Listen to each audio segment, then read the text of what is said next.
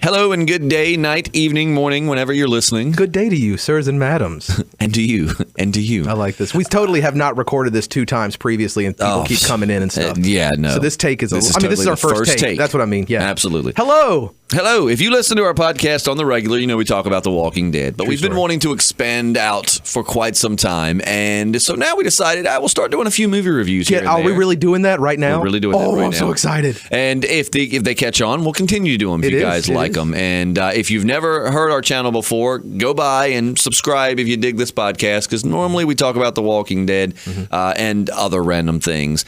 But today we're talking Dr. Strange, and the way we're going to do this is a 2-part review and discussion. The first part will be completely spoiler-free. We'll tell you our thoughts on the movie. Because a lot of people aren't familiar with this. This is one of the lesser-known characters of the Marvel Universe. So we'll give you that, and then we'll give you plenty of warning, and you can scoot on out, leave the video if you don't like spoilers, and then we'll talk about the actual movie itself and discuss some points which may or may not have some spoilers. So one just of don't the want to ruin most it for you. Visually stimulating movies of it. And we didn't see it in 3D, but I remember you looked over at me one time and said, I bet this would be amazing in 3D. Oh, yeah. I bet it would. And with that, we'll start the spoiler-free discussion. So it is one of the most visually stunning of the Marvel movies, and it's trippy as hell. It is what visual stuff is, like what Guardians of the Galaxy was to comedy. Right. Like how that was the funniest of the movie. This is definitely the most like mind-blowing. Like you take bits of Inception and Lawnmower Man and Matrix, like mix them all together and put them in the Marvel universe. Yeah, it's a good mix. Man, I mean, I was thinking about it. Like there are definitely some spots where you're like, oh, this is like Inception, where reality's bending and everything. But it's a little difficult to follow at times when they talk about certain spells and certain people and the history of things. And it just felt very compact because it's definitely one of the shorter of the Marvel. I think it clocks in at an hour and 55 minutes. So very short movie. And I'm definitely looking forward to seeing more. I think it was a good opening for this character. And I think that they're showing you what's possible. It's opening up a lot of new doors, especially they talk about all the different dimensions that there are, and they actually talk about the multiverse. And I thought that was really cool. A lot of good Easter eggs. I don't want to talk about them right now, but I was pleasantly happy. Yeah, I was very surprised with how much I liked it. And like we've discussed now, it is kind of, and not as bad. Captain America, in my opinion, the very first Captain America is one of the more of Avenger. The boring Marvel movies. And I'm sorry, the first Thor, too. I wasn't really too into I like the first Thor. I wasn't digging the first Captain America. It just bored me. But I was like, okay, but I know they know what they're doing. So obviously they're just setting this up, and I bet the next one will be amazing. Oh, and then Winter Soldier and Civil War came out. Both were incredible movies. Which a lot of that was the Russo brothers. Right. They directed, and they're the ones that are directing Infinity War. Right. So Infinity War is going to be along the lines of Captain America, the Winter Soldier, and Civil War. And then Dr. Strange is going to be a big part of that. Again, I'm trying to step around certain spoilers and wait to talk about that, but there's a lot of stuff that sets up the Infinity War. Yeah. And they've already announced that he'll be in Captain Marvel, the Captain Marvel movie coming out in a couple years. That's going to be cool. That's going to be awesome. So like I said, I thought it was, it wasn't boring at all, but you could tell that it could be more, it could be a lot more to the story, but again, this is an origin story, so it's not meant to necessarily be the most, entertaining per se in the sense of like action, and they want to get you familiar with this character and know his roots and know why he ticks the way he does, and then in future movies, so it definitely was not boring. But I'm just comparing it to Captain America because that's where I was kind of like, and at first Iron Man was fantastic, but which that was new. Much action Iron Man was something thought. New for the Marvel universe. Like that was their starting off point, I guess you could say, and that's kind of which I know there was superhero movies before that really gave a jump off for like the. But that really was like the jump off. Well, that actually was the jump off for the Marvel Cinematic Universe. Right, that was the very start of it all. So that was like where it started, pretty much. But I highly recommend going to see this movie. Oh, yes. I give it 2 thumbs up. Again, it is an origin story, so there might be lulls in it for you if you don't just give it 2 thumbs up. Like you can use those mind bending powers. You can give it 4 or 5 thumbs up. Get your different people from different dimensions. They use the word infinite quite a bit in that movie. Thumbs up. Infinite thumbs up. Highly recommend it. I'd give it an easy, 4.5 out of 5 stars. Absolutely. I'd give it probably a good 8.5 out of 10 if I had to rate it. I enjoyed it. I was entertained. Yeah. I thought it was a good movie. It's. Like I said, it's so visually. I had thought Thor: The Dark World was pretty, which I know that's kind of like the ugly stepchild of the Marvel Universe. For some reason, I've heard a lot of people trash that movie. I've always heard people like it better than the first one. Oh, see, and all I've heard, like Screen Junkies and everything, I've heard just did not like it. And I'm like, I thought it was pretty damn Sometimes good. I disagree with Screen But Junkies. a lot of the times, I Yeah, disagree there you with go. Screen I was trying to Junkies. be nice, but their you're being honest realistic. I trailers are appreciate it. on point. But a lot of the other stuff I'm not as big on. Not insulting the channel, just saying it's difference of opinions and how fitting for Election Day. Oh yeah. That's right. It is Election Day. It is Election Day. If you're listening to this in the future, This is where it all started. hopefully we're still here. And if we're not here and you discover this, like it's a post-apocalyptic landscape and you've got your mask, your gas mask, and your goggles on, and you discover like a tape of us talking, that'd be really cool. We could start like a new religion and whatnot. But so should you go see this movie? Yes. Abso-freaking-lutely. Yes, if you absolutely. especially, and what I will say too is it's a kind of a breath of fresh air in the Marvel universe. You're so used to kind of the beat 'em up style of the Hulk and Captain America and all of that. So this is much more of the mystic. I mean, there's fighting and action, but it's much more of it's a different. It's a build up, like it's a start, like direction. You said. So it's interesting. It's nice to not have the same thing over and over again. Which I've actually read reviews where they say it's very formulaic and it's the typical Marvel movie, but I tend to disagree because of the nature of it. It's actually completely different. I feel from a lot of the Marvel. Yeah, movies but I've then seen. they also talk about all the time, and pretty much every origin story that comes up, they're always like, it's the villain's not memorable, and it's very slow paced, and it's not enough action. Like they say that about every origin story. Yeah. But that's the point of it. It's the purpose to let you know where the hero came from. And he did a lot of for a short movie, his character did a lot of growth. They did. But I like He his didn't even humor. need a big montage, Right? No, yeah, that montage lasted like 2.5 minutes, and he was already like knowing everything. That was Right. amazing. But they do make a point to say he's a natural, and he was pretty much born to be a sorcerer. Right. But no, I mean, I hate it because I had the opportunity to go see it Sunday, but I didn't because I was like, I'm going to go see it Monday with Justin and them, and then we're going to talk about it. So I'd rather. And my friend was like, "Well, go see it twice," and I was like, "Well, I don't know." I wish I would have went back and watched it Sunday and then gone to see it again Monday. Oh, it's always good to, if you're going to give a good solid review to watch it more than once. And you can pick up on more. Like after the movie last night, I went online and looked up some of the Easter eggs that I didn't see in the movie. And it's really cool. Like I want to talk about some of the Easter eggs that they popped up in. And with that, we'll wrap up this spoiler. Really good movie. review. Go see it. So, really good movie. If you are trying to keep up with the Marvel Cinematic Universe, definitely don't sleep on this movie. It's good. It's different. I very much enjoyed it. So yes, 2 thumbs up. Go see it. Which and not as much like there's a little bit of fighting action, like hand-to-hand combat, but a lot of it is basically spell casting and whatnot. It's kind of like Harry Potter in a way. I kind of felt a without sense of the Harry wands. Potter, But so that wraps up the spoiler-free review. So if you're wondering whether or not you should see it, yes, go see it. And as much as it pains me to say, and I don't think I've ever said this on a podcast before, but now please leave us. Because I don't want to ruin the movie for you. Okay, go if you don't want to hear the spoilers. We don't want to. But go subscribe to our channel if you're a Walking Dead fan. And then go see the movie and then come back and listen to this part. Right. There you go. All right, so on to the spoiler-filled review. The world blows up.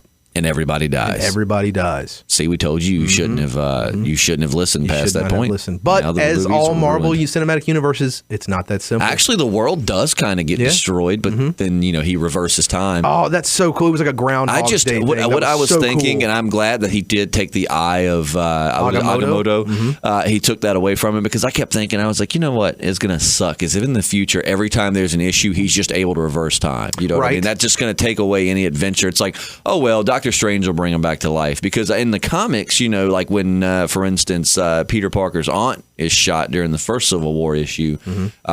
He's begging Dr. Strange to keep her alive, and he's telling her, that not even I can cheat death, and blah blah blah blah blah. So I hope that it's not just a constant. And that's the thing. So I'm glad they took the eye from him. A big thing will come of that because he and Wong, his assistant, lets him know. He says when he puts it down, he's like, "It's good that you probably shouldn't be walking around the streets with an Infinity Stone." Right. And he goes, "What?" So now we have the Time Infinity Stone. So that's all. We've got the Cosmic Cube, which is the Power Stone. We've got the Ether, which is the Soul Stone. We've got the blue thing from Guardians of the Galaxy. I can't remember what that thing's Was that called. blue? I thought it was purple. Okay, sure. I'm colorblind, so maybe it was purple. Oh, you really? Yeah, a little bit. Really? But enough that I can't tell blue from purple. I might be wrong. I have to go back and watch it. That's the Space Stone. And then, let's see, what am I missing? We got the Time Stone, which is the Eye of Agamotto.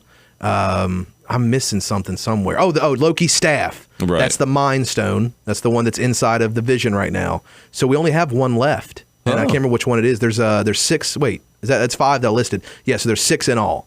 So that'll definitely get taken away. I think that's the reason he's not wearing it, because Thanos will have to get it at some point. Yeah. And to get it from Dr. Strange, you have to kill him if he's wearing it. Right. So Thanos will get that one. Yeah, let's talk about the ancient one. Oh, she was awesome. I like Tilda Swinton. I like her a lot. She looked freaky when they got close up on her face, which I think is what they were going for. The more childlike almost. Yeah, it was weird. Like alien child. She always looks like that in movies. They make her look so like not normal. Yes. So yeah, right. Not of this world looking. Right. But I really liked her character a lot. I thought she was badass. I loved her little fighting scenes. Oh yeah. And it was just. And though I want to know, how do they see when they have those hoods over their faces? They don't need their third eye. But keep in mind, it looks so badass when they just come out and, they got like their arms out and their hoods down. And I mean, and that's again, the visuals of this movie and the fight scenes it does have, I thought were just, it blew me away. Like they were so entertaining and so just trippy. Oh, yeah. Especially like with the weapons and like the crackling of the spells that they would create, and kind of like electricity almost. I really like, especially like you said, the 3D of that would be amazing. And so she was drawing from the dark. For her to the dark dimension. Right, to stay young or not die. Which there was a big uproar over her casting as the Ancient One, because she's, a pale white woman. Right, and the Ancient Asian One was a man. Yeah, so that was a big deal for them. But they make it like the Ancient One, it's not about race. It's just about, who takes up the mantle of sorcery. And they even make, all we know is she's Celtic and she's really old. Right. And they actually make that point. So I like that they transcend race. It doesn't have to be about race. It's just about skill. No, it doesn't. I mean, the only time when I'm, would be like, the only time with race where I'd be like, what are you doing, is if, it's like a main character. It's like if Tony Stark is all of a sudden now like a Hawaiian guy. It's like, wait a minute, Tony Stark was like this, it's like Black Panther. You don't want Black Panther to be this white dude. You're like, no, this is a guy from Wakanda. But I guess in that case, his race is a part of his character. Right. And it's like, so the side characters, no, I wasn't at all disappointed that he wasn't an old and really Asian great act. Is Chiwetel Ejiofor.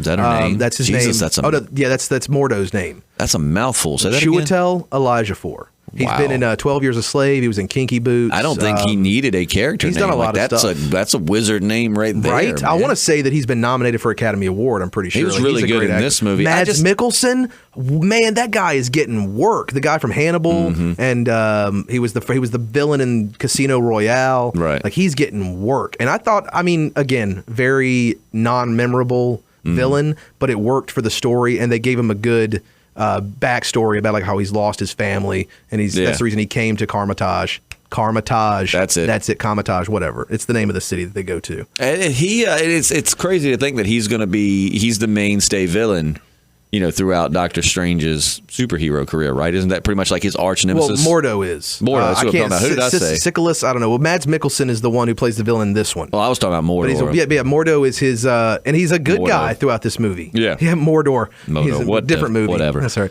But no, Baron, Carl Mordo is his name, but in the comic books he's known as Baron Mordo. And he's basically the Lex Luthor to Stephen Strange's Superman. Just I'm interested to see how they're going to do that, because they stay around for the stingers at the end. Right. But I hope that we see a little more of his transformation, because I just really hate to think that just a simple I understand, like, nothing he knows is real anymore. He finds out that the Ancient One was drawing from the dark dimension, and then he doesn't like that they manipulated time in order to save everybody. So I get that, but I just hope that there's more that takes place that shows his transcending into a bad guy, because to me, just on the outside looking in, it can be justified, I'm sure, but for me, that seems like a great leap to go, from simple, I don't agree with the way you guys did that, to now I'm going to be your arch nemesis and try to kill you. That's why I think stay for this, like, even after the credits, because I think that him because he's going to go around. It's there's a sorcerer, Benjamin Bratt plays him, and I can't remember his name,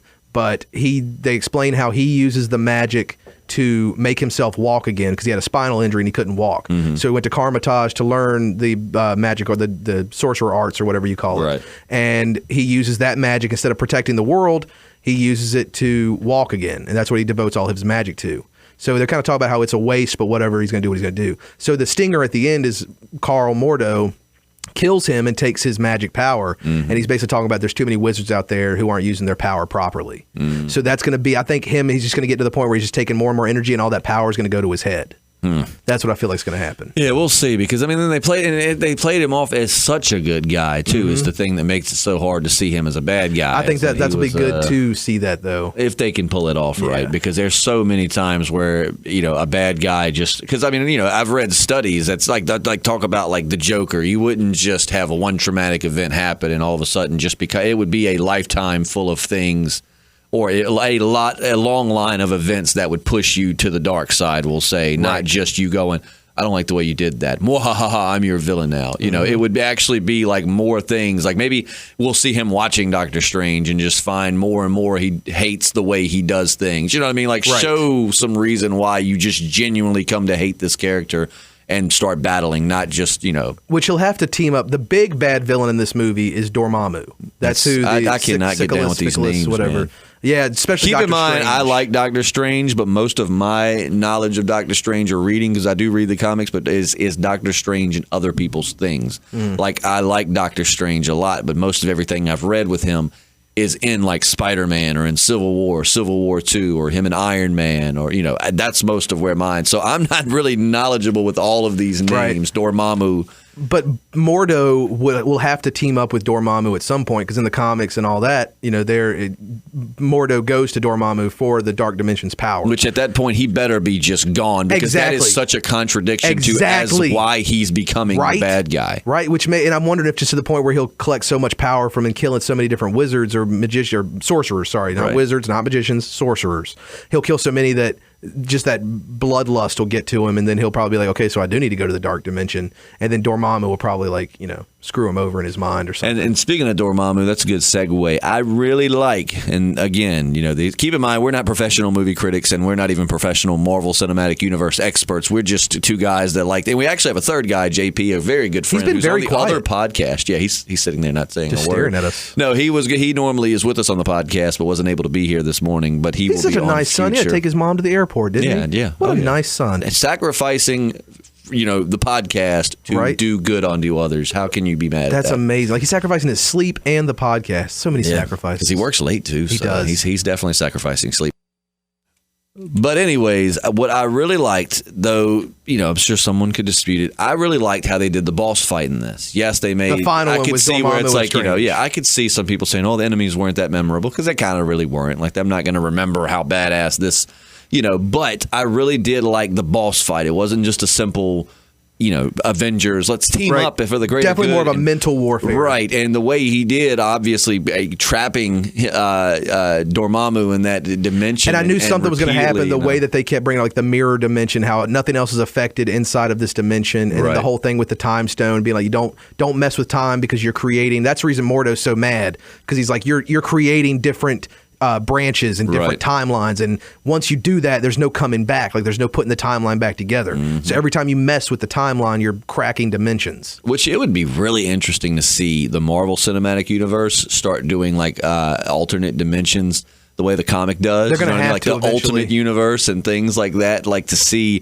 like, Miles Morales, they're going to have to do that if They're they gonna bring him into eventually, it. absolutely. You know? They're going to have to somehow show him in the Ultimate Universe, and then.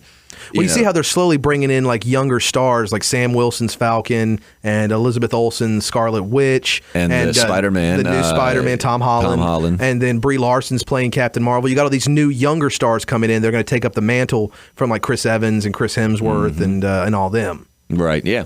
And it's going to be interesting to see how they do that. I'm really excited because, like, we hadn't even talked about Benedict Cumberbatch. I thought he did I don't know what to say. That dude, everything he does is amazing. Why do these British people keep taking all of our acting work? and why are they so good at it? And we've talked about it in the other podcast. And a lot of times it doesn't matter how much they look like the character if they can portray them well. But with superheroes, it's a bit different because you need to look. I mean, they're iconic because we see them on the page. You know, so it's even more so than The Walking Dead. The Walking Dead will switch it up and you'll end up loving a character. But with the superheroes, they've got things that are iconic to them, like his gray streaks. That's what I was going to say. It has more to do than just the face. Like, it is literally facial hair, got to be that your character. hairdo, and your costume. And when they said they cast Benedict Cumberbatch, I was like, I like him as an actor, but I just don't see him doing that. Honestly, I could have seen Tony Stark doing it, not Tony Stark, sorry, Robert Downey Jr. Yeah. But once I saw first of all, Robert Downey Jr. is Tony Stark. Let's not. If either one, someone's going to know who you're talking about. Oh, absolutely. But it's like once I started seeing the promo photos, I thought, man, okay, he's got the look. Now, if he can just get the role, then we got, and he really did. His accent was spot on. American accent, spot on. Like, if you didn't know he was British, you wouldn't know. Oh no. And because he's Dr. Strange is starts off very uppity and very sarcastic, and very better than you kind of guy. Yeah, very sarcastic and. what's the word I'm looking for? Not holier than thou, but almost conceited. Conceited. Arrogant. Arrogant. He's very arrogant. He's very arrogant.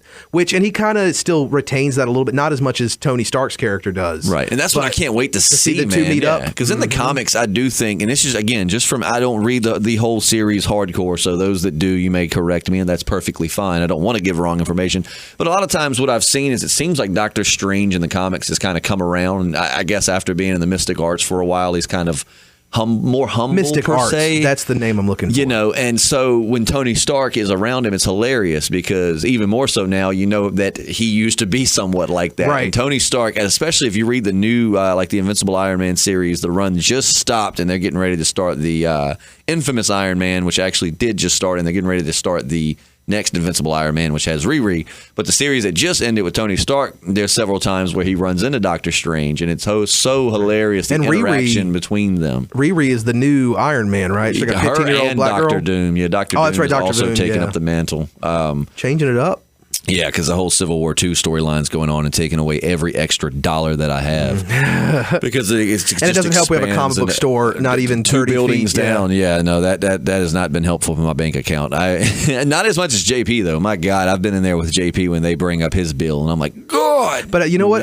He cooks a lot, so the money that he saves from going out to eat, he puts toward comics because he's always posting some delicious food on Snapchat. Yeah, and Where'd he's you get usually that from? in character Home? when he's cooking too. Oh yeah, absolutely. But so Dr. Strange, like I said, I really like Benedict Cumberbatch. The whole, like you said, there was some humor that was just kind of like the family humor thing, like you said, with Wong laughing. Because they make a joke about how he's, Strange is like, I used to be funny or something. He always make jokes, and Wong would take him seriously or just not laugh at him. And then he makes a comment that's not even a joke. And he laughs. And of course he goes, and it's the fakest sounding laugh. And it's like, dude, that's like the stuff they which do. I like which it is Disney, I guess. I was going to say that's the stuff they do in Disney movies, but Disney owns Marvel, right? Yep. So, and the great thing with that guy who plays Wong, you can just say Wong because his real name is like James Wong or something. Like his last name is Wong. So he's just used to hearing he's used to hearing that name anyway. Yeah, I really liked him. We've seen him in a couple of other things too, I believe. Yeah, he looks familiar. I liked his character. That's definitely because if you're familiar with Doctor Strange, like that's his right hand man, right?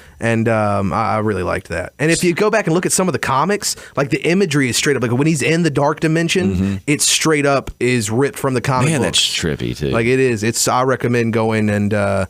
Maybe don't drink or do any drugs. Keep in mind, this is a spoiler-free review. This is a spoiler-filled review, so hopefully most of the people listening have already seen it. Yeah. But if you're still listening past and you haven't seen it, then still go see it. Still go it's amazing. see it. I don't think we've ruined anything. But I would. No, we kind of have. We've described how it ended. That is true. With the loop. But I mean, again, I want to go back to that ending. I thought the ending was awesome. It just wasn't your typical, typical. Or I'm going to muscle up and beat the hell out of you and. Defeat you in some crazy way. I mean, it was a very mind, and that's what's going to be so great about bringing them around people like Bruce Banner and Tony Stark Captain in the future. Marvel. Not so much Captain Marvel, but I'm talking about the brainiacs of the Marvel universe, like Tony Stark and Bruce Banner, who are both geniuses. Reed Richards, who is not in this universe, but in the comics would be one of them, and Hank Pym as well. Yeah. But your great minds that are the scientists behind these superheroes. It'll be interesting to bring him because the way he defeated Dormammu was obviously a very, very intelligent way. It wasn't, I'm going to go in here and muscle him or cast some crazy spell to do it. It was, I got to, screw with him a little bit. And that was Dormammu, I have come to bargain. Like that was so, he pretty much just traps him in a dimension and keeps going over and over again. Lets him keep killing him. I love it. And I love how that shows his selflessness, how he's like, she'll die over and over again. Because in the comic he had to show selflessness because the Ancient One turned him away for a while. And then I think someone was going to kill the Ancient One or something. And I'm probably wrong. Don't kill him. Don't string me up for it. I just, I'm just trying to go off of what I remember. And I just remember he had to show selflessness in the comic before the Ancient One would actually help him because I think someone was going to kill the Ancient One, so he stopped him, and then it was all a setup to see if he would be selflessness. So I guess this movie, that was their way. I know that there was a test of his selflessness and that he passed it, and that's why he got to become Doctor Strange. So I think that's kind of how the movie was, drawing parallels. One thing that we haven't talked about that I want to touch on, the Cloak of Levitation. That is the new star of the Marvel Universe. It's like the carpet from Aladdin. I would love to see a battle between it holy and cow, Mjolnir. dude! That thing, the CGI, I can't imagine. Like the guy, like at one villain, one of the bad guy's right hand man, the Cloak. Spoiler. I don't know if I should say that. This now. is right. No, this is so the Cloak spoiler-filled saves Dr. Strange at the very last second. It flies out of its cage or of its glass case or whatever, and a really cool looking cloak. By the way, I love the design. I love the simple humor too of him trying to pop the collar. Oh, he pops the collar and the thing like, I thought it was wiping his tears away. Is that what it was doing? Yeah, it was like wiping his tears because he was saying goodbye to his nurse. Yeah, maybe woman. So. I just was taking it as it wouldn't stay straight up. Okay. Oh, she's so hot. So anyway, I don't want to touch on that. But anyway, so the Cloak of Levitation, amazing. When the cloak wraps its head around one of the bad guy's right hand man, and he just keeps banging his head against the floor and the wall. It's like, imagine how that guy on the set, he was just having to sit there and just flail around and everything, pretending there's a cloak around his head. But that was in my mind, that was the standout star of the movie. Absolutely. Like I said, I want to see that and Mjolnir go at it. Oh, that would be really cool. The hammer and the cape. Yep. Because all the hammer would have to do is just like fall down on top of the cloak and just let unless the cloak's worthy. Oh, it is. Which that's something they say about Dr. Strange, about growing his character. It's like, the cloak picked you. It's very finicky. Yeah. So it's kind of showing that he's a natural, which I like that they kind of added that in there, that he was born to do this, that he's a natural at it, and he's it just explains why we didn't have to watch years of practice. Right, and he has a photographic memory. Yeah. Yeah, I don't. That's how he got his PhD. What do you say? That's how he's got his PhD and his master's at the same time. It's like, God, I can't even. My roommate is getting his master's right now, and he also works. So he's literally at work from 8 to 5, and then getting his master's from 6 to 10 at night. Right. So I can't even imagine the amount. Man, like that was a really cool thought to put in our mind that so he is one of those, like he's one, like you said, he's one of the brains of the Marvel universe. Oh yeah, he's smart, and it's going to be interesting to see him with like Bruce Banner, and more so I think in these movies Bruce Banner and Tony Stark will be the more intellectual. Definitely of the looking bunch. forward to what's coming. So it'll be interesting to see all them together. I know that I've seen, and that's what I thought Civil was so great about Civil War I understand how hard it's got to be. Everybody wants to see all these characters in one movie, but you got to realize, number one, what kind of budget you have to do that. And just I know to they pay have the money, the actors. But just to pay those actors. I mean, every actor now pretty much is a big name actor. Oh, yeah. Or become a big name actor because of their roles. Speaking of money, this Dr. Strange it made $85 million this week, this past weekend. And then you got to get that call? No. Are you so important? Is that one of our listeners? No. How are they doing that? No. But no, this movie put the Marvel Cinematic Universe over $6 billion. Oh, wow. It's how much they've made since this Iron Man 1. Yeah. So it's like, like I said, it costs a lot. And on top of that, it has got to be, from a writing standpoint, really hard to write a movie where you give, because the thing is it's going to be so hard to give everyone their equal moment, because you get into some big, hard-hitting characters. Doctor Strange, definitely going to be one of the heavyweights. You've got Iron Man, you've got Thor, you've got Captain America, all these people that need a lot of screen time. And if you don't give them a lot of screen time, or you don't have their screen time right, Black Panther. like Spider-Man, that's why I thought Civil War was written so well, because Black Panther and Spider-Man came in and they didn't, which less for Spider-Man than Black Panther, but not as much screen time as your main, but they definitely left their mark on the movie. They did their most with their screen time. So imagine how hard it would be to do that, but with even more characters. Yeah, especially now that Infinity War is going to be like one movie. Yeah, so I'm interested to see who they bring in. Well, I'm sure some will die. Some characters are going to die, and some will probably step up. Like Vision's probably going to die. Yeah, we talked about that. Infinity Stone. Get that Infinity Stone out of his forehead, and then he'll probably become his AI, his Jarvis, his AI again. Yeah, and if you stay after the movie, you'll see Thor with talking to Dr. Strange. Did you notice he had his gloves? And he had his new costume, like his nice blue suit or whatever? So that was amazing. Yep, that was awesome. So I think in closing, great movie. Oh, wonderful movie. Great origin story. Go check it out. Yeah, absolutely. Go see it if you haven't, and if you have seen it, let us know what you thought of it, what you agreed with us, what you disagreed with us, or anything we left out. We're new to movie reviewing. Yeah. And again, this isn't formatic. We're just talking. It's more of a discussion than a review. Right, just trying to let you know what happened if our you've seen thoughts it. on it. So let us know what you thought, and if you want us to keep doing movies, and hit that subscribe and like button. Yeah, and then share us with also your friends. KK Bacon, one of our listeners for a long time now, put a comment from the other day's episode for Walking Dead about we should do some video game reviews and whatnot. So this is kind of the first start of that. Like Stepping talking about movies. out of our Walking Dead and he was talking about Red Dead Redemption. I love that game. So maybe sometime down the line we could talk about the sequel that's going to get ready to come out. Absolutely. So let us know what you want to do, and thank you so much for listening. I'm Justin. I'm Matt. And we'll see you soon.